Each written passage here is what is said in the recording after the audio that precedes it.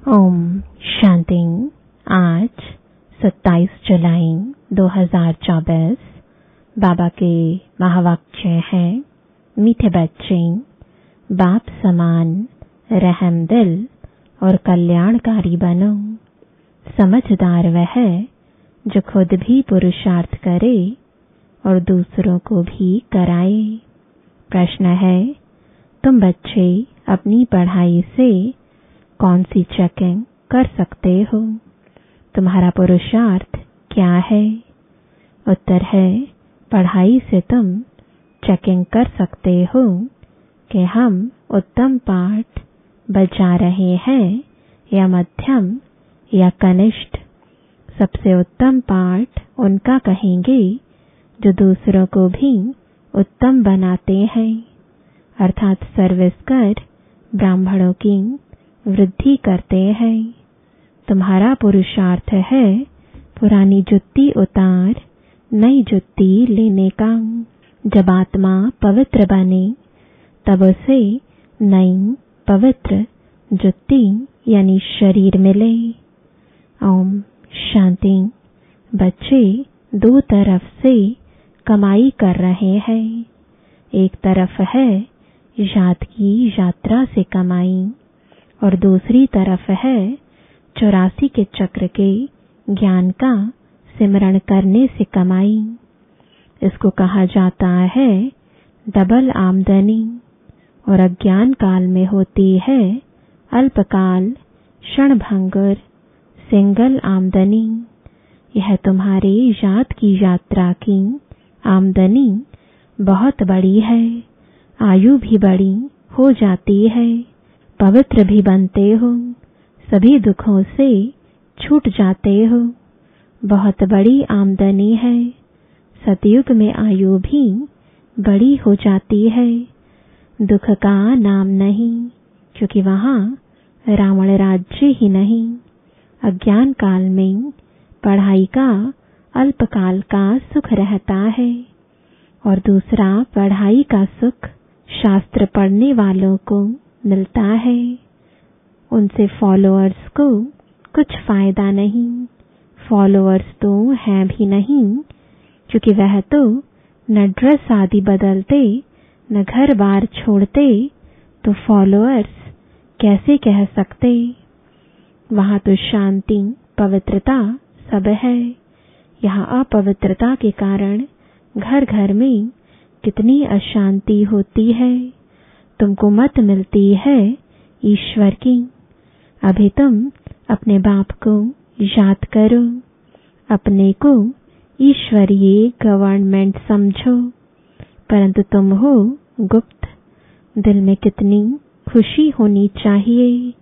अभी हम हैं श्रीमत पर, उनकी शक्ति से सतप्रधान बन रहे हैं। यहाँ तो कोई राज्य भाग्य लेना नहीं है। हमारा राज्य भाग्य होता ही है नई दुनिया में। अभी उसका मालूम पड़ा है।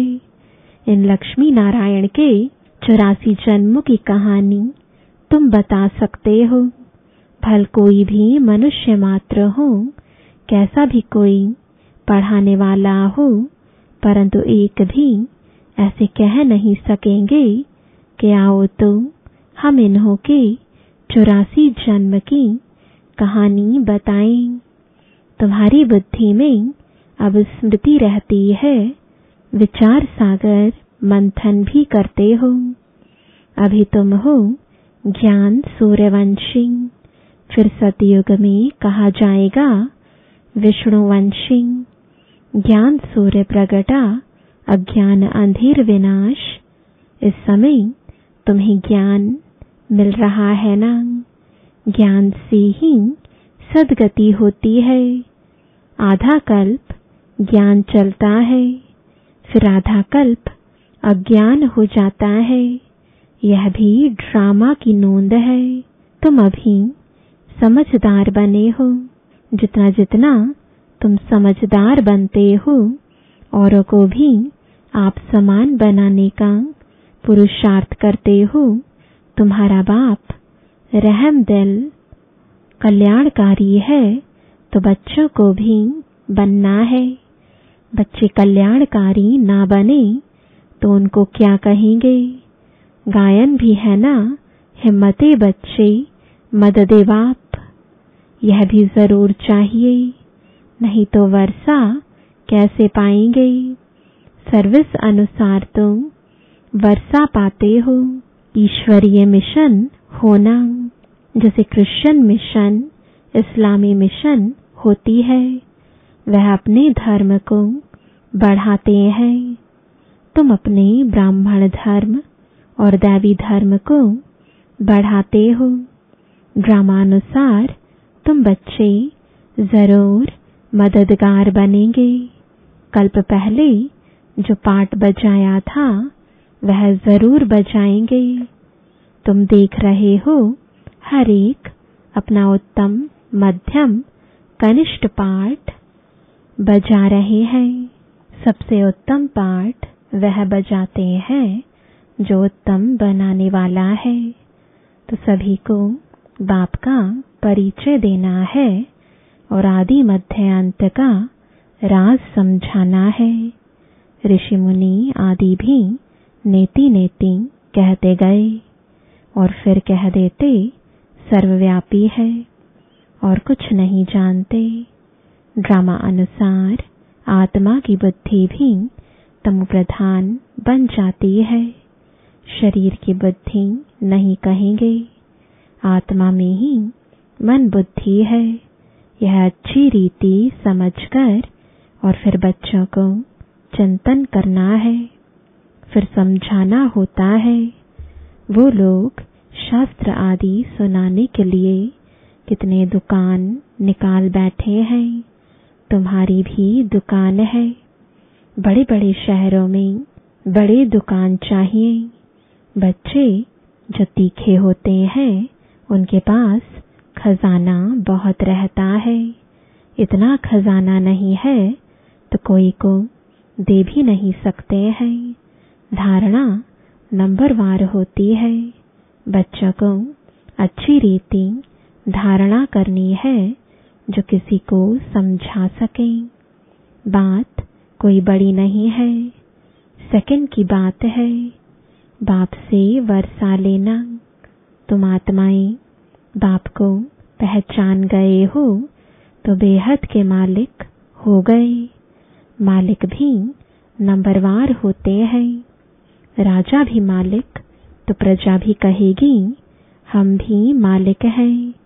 यहाँ भी सब कहते हैं ना हमारा भारत। तुम भी कहते हो श्रीमत पर हम अपना स्वर्ग स्थापन कर रहे हैं। फिर स्वर्ग में भी राजधानी है, अनेक प्रकार के दर्जे हैं। पुरुषार्थ करना चाहिए ऊंच पद पाने का। बाप कहते हैं जितना अभी पुरुषार्थ कर पद पाएंगे वही कल्प कल्पांतर के लिए होगा। इम्तिहान में कोई की कम मार्क्स हो जाती है तो फिर हार्ट फेल भी हो जाते हैं। यह तो है बेहद की बात। पूरा पुरुषार्थ नहीं किया तो फिर दिल शिकस्त भी होंगे, सजा भी खानी पड़ेगी। उस समय कर ही क्या सकेंगे, कुछ भी नहीं। आत्मा क्या करेगी। वो लोग तो जीवघात करते डूब मरते हैं। इसमें घात आदि की बात नहीं। आत्मा का तो घात होता नहीं, वह तो अविनाशी है। बाकी शरीर का घात होता है जिससे तुम पाठ बजाते हो। अभी तुम पुरुषार्थ करते हो। यह पुरानी जुत्ती उतार, हम नई दैवी जुत्ती ले लेवे। यह कौन कहते हैं? आत्मा। जैसे बच्चे कहते हैं ना हमको नया कपड़ा दो, हम आत्माओं को भी नया कपड़ा चाहिए। बाप कहते हैं तुम्हारी आत्मा नई बने तो शरीर भी नया चाहिए, तब शोभा है। आत्मा के पवित्र होने से 5 तत्व भी नए बन जाते हैं। 5 तत्वों का ही शरीर बनता है। जब आत्मा सत्व प्रधान है तो शरीर भी सत्व प्रधान मिलता है। आत्मा तमो प्रधान तो शरीर भी तमो प्रधान। अब सारी दुनिया के पुतले तमो प्रधान है। दिन प्रतिदिन दुनिया पुरानी होती जाती, गिरती जाती है। नए से पुरानी तो हर एक चीज होती है। पुरानी हो फिर डिस्ट्रॉय होती है। यह तो सारी सृष्टि का सवाल है। नई दुनिया को सतयुग, पुरानी को कलयुग कहा जाता है।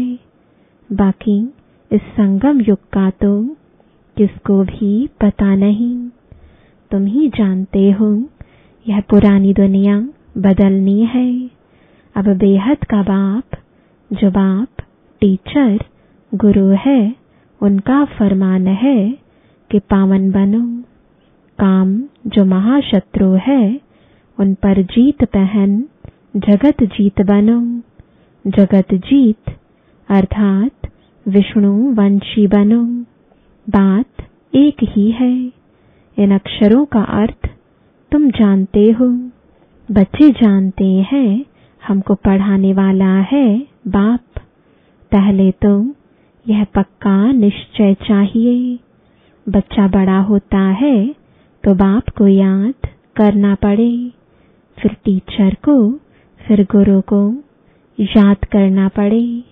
भिन्न भिन्न समय पर तीनों को याद करेंगे। यहाँ तो तुमको तीनों ही इकट्ठे एक ही टाइम मिले हैं। बाप, टीचर, गुरु एक ही है। वो लोग तो वानप्रस्थ का भी अर्थ नहीं समझते। वानप्रस्थ में जाना है, इसलिए समझते हैं गुरु करना चाहिए। 60 वर्ष के बाद गुरु करते हैं। यह कायदा अभी ही निकला है। बाप कहते हैं इनके बहुत जन्मों के अंत में वानप्रस्थ अवस्था में मैं इनका सतगुरु बनता हूँ। बाबा भी कहते हैं 60 वर्ष के बाद सतगुरु किया है, जबकि निर्वाण धाम जाने का समय है। बाप आते ही हैं सबको निर्वाण धाम में ले जाने। मुक्ति धाम जाकर फिर पाट बजाने लिए आना है। वानप्रस्थ अवस्था तो बहुतों की होती है, फिर गुरु करते हैं। आजकल तो छोटा बच्चा हुआ उनको भी गुरु करा देते हैं, फिर गुरु को दक्षिणा मिल जाएगी। क्रिश्चियन लोग क्रिश्चियनाइज कराने गोद में जाकर देते हैं, परंतु वह कोई निर्वाण धाम में जाते नहीं। यह सब राज बाप समझाते हैं। ईश्वर का अंत तो ईश्वर ही बताएंगे। शुरू से लेकर बतलाते आए हैं। अपना अंत भी देते हैं और सृष्टि का ज्ञान भी देते हैं। ईश्वर खुद आकर आदि सनातन देवी देवता अर्थात स्वर्ग की स्थापना करते हैं। इनका नाम भारत में ही चला आता है। गीता में सिर्फ श्री कृष्ण का नाम डाल कितना रोला कर दिया है। यह भी ड्रामा है, हार और जीत का खेल है। इसमें हार जीत कैसे होती है यह बाप बगैर तो कोई बता ना सके। यह लक्ष्मी नारायण भी नहीं जानते कि हमको फिर हार खानी है। यह तो सिर्फ तुम ब्राह्मण ही जानते हो, शूद्र भी नहीं जानते। बाप ही आकर तुमको ब्राह्मण से देवता बनाते हैं। हमसो का अर्थ बिल्कुल अलग है, ओम का अर्थ अलग है। मनुष्य तो बगैर अर्थ जो आया वह कह देते हैं।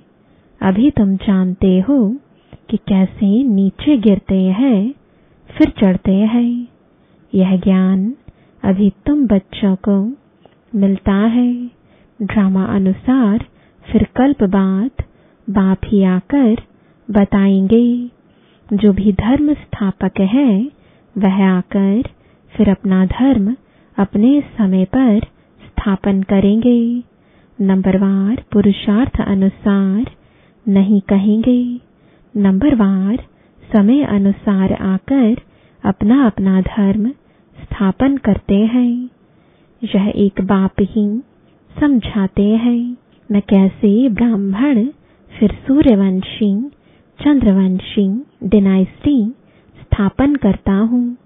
अभी तुम हो ज्ञान सूर्यवंशी जो फिर विष्णुवंशी बनते हो। अक्षर बड़ी खबरदारी से लिखने होते हैं जो कोई भूल ना निकाले। तुम जानते हो यह ज्ञान का एक एक महावाक्य रत्न हीरे हैं। बच्चों में समझाने की बहुत रिफाइननेस चाहिए। कोई अक्षर भूल से निकल जाए तो फट से राइट कर समझाना चाहिए। सबसे कड़ी भूल है बाप को भूलना। बाप फरमान करते हैं माँ में कम याद करो, यह भूलना नहीं चाहिए। बाप कहते हैं तुम बहुत पुराने आशिक हो। तुम सब आशिकों का एक माशूक है। वह तो एक दो की शक्ल पर आशिक माशूक होते हैं। यहाँ तो माशूक है एक। वह एक कितने आशिकों को याद करेंगे। अनेकों को एक को याद करना तो सहज है। एक कैसे अनेकों को याद करेंगे। बाबा को कहते हैं बाबा हम आपको याद करते हैं, आप हमको याद करते हैं। अरे याद तुमको करना है पतित से पावन होने के लिए। मैं थोड़े ही पतित हूँ जो याद करूं। तुम्हारा काम है याद करना क्योंकि पावन बनना है। जो जितना याद करते हैं और अच्छी रीति सर्विस भी करते हैं उनको धारणा होती है। याद की यात्रा बहुत डिफिकल्ट है। इसमें ही युद्ध चलती है। बाकी ऐसे नहीं कि 84 का चक्र तुम भूल जाएंगे। यह कान सोने का बर्तन चाहिए। जितना तुम याद करेंगे उतनी धारणा अच्छी होगी, इसमें ताकत रहेगी। इसलिए कहते हैं याद का जौहर चाहिए। ज्ञान से कमाई है। याद से सर्व शक्तियां मिलती हैं। नंबरवार तलवारों में भी नंबरवार जौहर का फर्क होता है। वह तो है स्थूल बातें। मूल बात बाप एक ही कहते हैं अल्फ को याद करो। दुनिया के विनाश के लिए यह एक एटॉमिक बॉम्ब जाकर रहेगा और कुछ नहीं। उसमें न सेना चाहिए न कैप्टन। आजकल तो ऐसा बनाया है जो वहां बैठे बैठे बॉम्ब छोड़ेंगे। तुम यहाँ बैठे बैठे राज्य लेते हो, वह वहां बैठे सबका विनाश करा देंगे। तुम्हारा ज्ञान और योग उनका मौत का सामान इक्वल हो जाता है। यह भी खेल है। एक्टर्स तो सब है ना। भक्ति मार्ग पूरा हुआ है। बाप ही आकर अपना और रचना के आदि मध्य अंत का परिचय देते हैं। अब बाप कहते हैं व्यर्थ की बातें तुम नहीं सुनो। इसलिए हियर नो इविल इसका चित्र बनाया है। आगे बंदर का बनाते थे, अब मनुष्य का बनाते हैं। क्योंकि सूरत मनुष्य की है परंतु सीरत बंदर जैसी है, इसलिए भेंट करते हैं। अभी तुम किसकी सेना हो? शिव बाबा की।